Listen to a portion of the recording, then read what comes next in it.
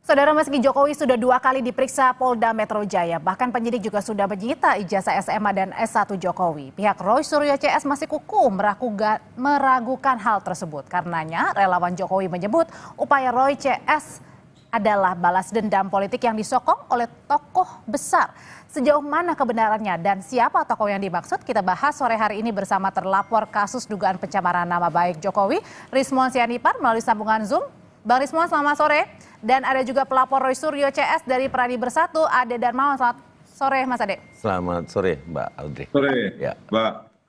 Saya mau ke Mas Ade dulu. Mas Ade, dalam konferensi pers Anda di Polda kemarin bersama Bang Silvester usai diperiksa penyidikan, ini Bang Silvester bilang nih, ada 3 cluenya. Yang pertama, dendam politik Pilpres 2024. Berikutnya ada kemudian tokoh besar politik di balik ini. Dan yang terakhir adalah mau adu domba pemerintahan saat ini alias Prabowo Gibran saat ini pemerintahannya. Jadi sebenarnya ini mengarah ke siapa sih yang dimaksud? Ya, jadi gini, Mbak Audrey, kalau kita berbicara isu-isu yang dikelola, jadi kalau saya melihat ya, ini pengelolaan isu yang ada saat ini. Artinya kalau dia berjalan sendiri nggak sampai segininya sebenarnya sih. Kita juga secara nalar berpikir bahwa ada yang memanfaatkan isu-isu tersebut. Dengan cara apa? Dengan cara bergabungnya kelompok-kelompok ini menjadi satu. Itu yang pertama. Kita melihat dari segitu. Terus kemudian isu-isu ini dikemas benar. Dikemas betul menjadi sesuatu yang saya rasa bahwa ini tidak masuk akal. Dikemas artinya berarti ada kesengajaan. Kesengajaan, ada upaya-upaya kesengajaan yang saya sendiri, nalar saya itu tidak bisa menerima. Kenapa? Karena gini, kalau terkait ijazah dan ataupun skripsi itu sangat mudah membuktikannya, Mbak Audrey. Ya, gampang banget. Jadi di UGM itu ada Badan Tata Kelola Akademik dan Kemahasiswaan. Nah, di situ UGM itu memiliki itu. Jadi kalau kita orang-orang kelompok mereka ini tidak percaya, kan bisa ngecek ke sana. Ngecek ada apa enggak, terus kemudian dibarengin dengan keterangan-keterangan UGM. Saat ini di Jogja, ini lagi pemeriksaan nih Mbak. Saya barusan tadi dapat komunikasi dari beberapa penyidik di sana. Ini lagi maraton memeriksa pihak UGM itu. Jadi artinya tentu bagian Badan Tata Kelola Akademik dan Kemahasiswaan itu juga ikut diperiksa itu. Nah, itu mudahnya di situ tuh. Nah, tapi kenapa dikemas? Gitu. Kenapa dikemas? Apakah ada unsur kesengajaan dan tadi ada tokoh besar di baliknya? Akan ikut masuk bermain. Nah, kalau gitu apakah benar pernyataan tersebut, Bang Rismon? Nanti usai jeda ya, Bang Rismon akan menjawab, tetap bersama kami.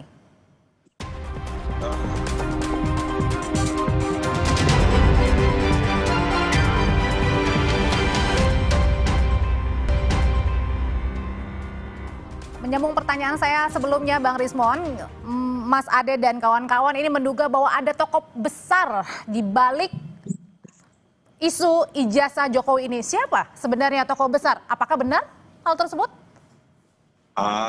Cemananya Bung Ade dan Pak Jokowi ini manalah ada. Ya, kalau ada tokoh besar berarti saya... Ada yang ngerancang katanya, Bang.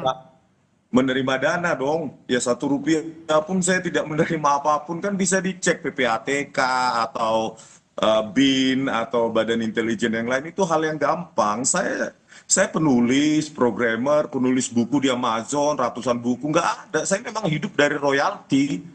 Tetapi kalau dituduh seperti itu silahkan aja diperiksa. Kalau saya sendiri sih nggak ada kaitannya dengan ormas atau organisasi politik atau apapun atau tokoh politik apapun. Ini memang independen tanpa bias. Jadi artinya tudingan ijazah Pak Jokowi yang Anda layangkan bersama kawan-kawan ini adalah murni karena keresahan, bukan ada yang menggerakkan?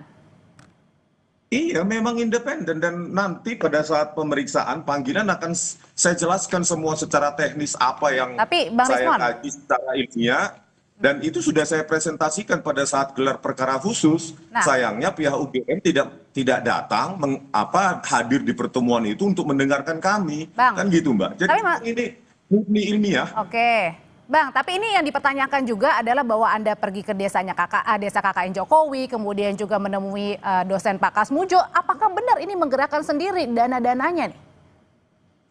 Loh, saya kan menerima royalti dari buku-buku saya, Mbak. Jadi Rp1 pun tidak ada ya, pendanaan dari toko politik atau agenda politik apapun. Ya saya ke Ketoyan, ya saya naik mobil sendiri, nyetir sendiri bersama istri, menginvestigasi sendiri, dan kami temukan bahwa tidak ada dokumen apapun yang membuktikan Pak Jokowi KKN di Ketoyan, dan bahkan kami tanyakan ke kepala dusun 1 dan 2 di sana, mereka takut justru.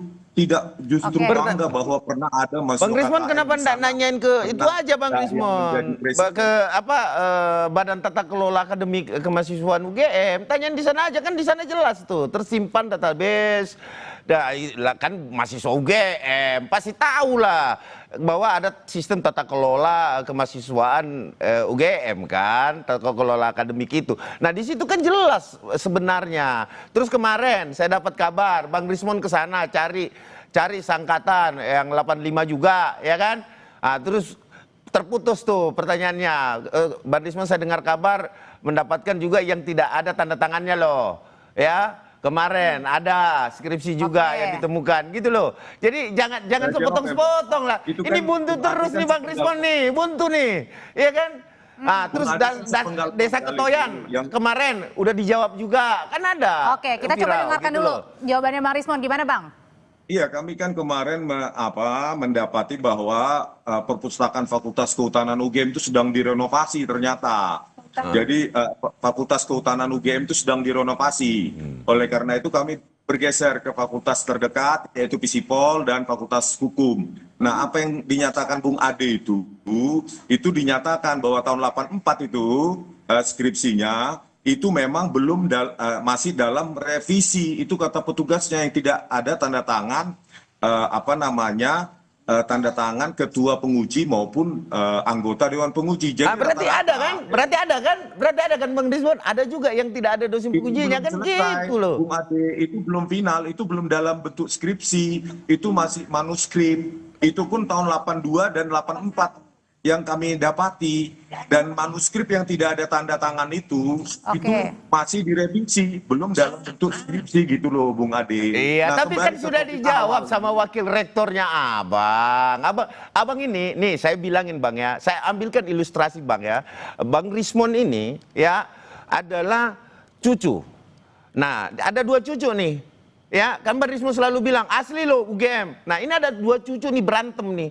Satu neneknya itu adalah UGM, melahirkan anak namanya fakultas apa di UGM Bang Rismon? Bang Rismon fakultas apa?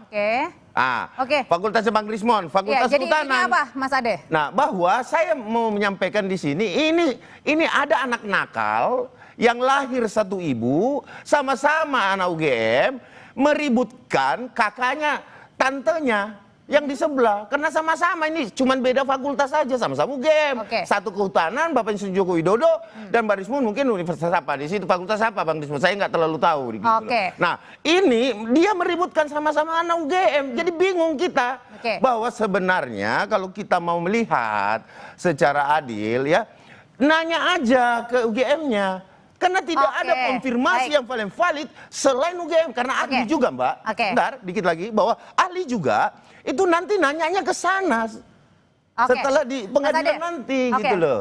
Acuannya di situ. Bentar Mas Ade, kita balik lagi ke tema yang hari ini adalah bahwa berdasarkan pernyataannya Bang Silvester kemarin ini bersama Anda juga, bahwa katanya ada tokoh politik yang ingin menggoyang pemerintahan untuk kemudian menempatkan anaknya siapa yang paling diuntungkan. Nah ini kalau ini kita tidak bisa langsung menuduh ya. Nah, mungkin di sini dugaan-dugaan saja. Dugaannya siapa? Langsung mengarahnya ke siapa? Anaknya ini siapa? Saya tidak bisa langsung menjurus ke sana. Tetapi dengan tampilan saya, mungkin teman-teman Kompas TV dan teman-teman pemeriksa dari Kompas ya seluruh Indonesia sudah melihat tampilan saya hari ini, saya berbaju apa gitu, ya kan? Nah, sisa men-challenge saja, mencari pemikiran sendiri, berpikir masyarakat sendiri. Bahwa siapa sih kira-kira dalangnya gitu. Nah, saat ini saya berbaju apa? Nah, itu mungkin salah satu clue yang bisa saya sampaikan. Berarti antara clue-nya ini adalah biru. Ya, Oke, saya nggak oke, bilang, coba tapi saya sekarang tampilannya seperti ini. Saya coba lempar ya kalau gitu ke Bang Rismon. Bang Rismon, ini ada katanya ada dikasih kisi-kisi, ada clue-cluenya. Nah, sebenarnya apakah benar tudingan-tudingan bahwa ada tokoh politik ini ada yang ingin menggoyang pemerintah untuk kemudian ini menempatkan anaknya? Itu Bung Ade itu kan cuma narasi liar dan tidak berdasar ya. Ya, Saya ilustrasi. bergerak independen, tidak ada yang menyuruh-nyuruh saya harus ke Ketoyan, harus ke KPUD Solo, harus ke perpustakaan UGM, harus ke Humas Polda, itu semua biaya sendiri saya. Iya, tapi Saya tidak bisa disuruh Bang bertanggung Rismon, jawab untuk diri cuman saya sendiri. disuruh terus Membiayai lanjutkan perjalanan perjuangan, kan begitu. Ini masalahnya dugaannya ini ada bukti nggak?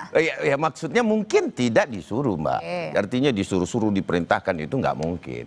Tetapi kalau diberikan semangat, ayo dong, terus dong. Nah, itu pasti saya rasa itu sering terdengar di telinga Bang Rismon ketika dia berkumpul dengan kelompok-kelompok yang lain.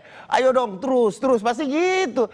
Sementara database yang dipegang kan zong. Kalau saya bilang memaksakan penelitian yang minus. Oke, kalau Minor, Bang. Gimana minor. Bang Rismon?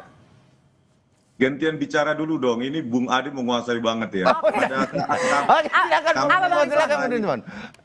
Ketika saya mewawancarai Profesor Sofyan Effendi juga tidak ada yang memerintahkan, tidak ada yang mengatur pertemuan tersebut. Itu murni memang dari aktivis Stella Gama menghubungi saya, dan itu pun sudah tertunda 2 hari yang seharusnya diatur hari Senin, jadi kami hari Rabu. Jadi memang tidak ada, dan bahkan saya melaporkan Pak Joko Widodo ya 2 laporan itu ke Polda DIY, itu tidak ada yang mengatur, tidak ada yang membiayain, dan tidak ada yang strukturisasi dan ya. Oke, tapi kalau misalnya nih pada saat Anda kemudian melanjutkan, memang saat ini masih berproses ya, tapi dengan Anda mempertanyakan ijazah ini, kemudian apakah kemudian ketika Anda nanti misalnya ada di proses hukum selanjutnya, apakah Anda sudah siap atau merugikan Anda, atau Anda memang sudah siap dengan konsekuensinya? Ya sangat siap, Mbak.